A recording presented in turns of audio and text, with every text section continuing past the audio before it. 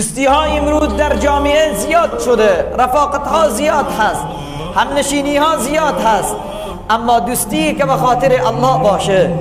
همنشینی که به خاطر الله باشه، رفاقتی که به خاطر الله باشه، نشست و برخاستی که به خاطر الله باشه، امروز در جامعه اسلامی کم دیده می شود.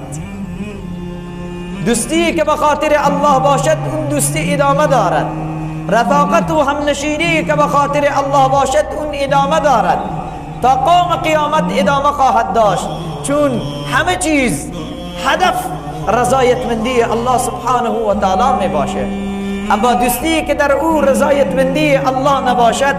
چند صبایی و چند بهاری خواهد بود. روزی از روزها در همین دنیا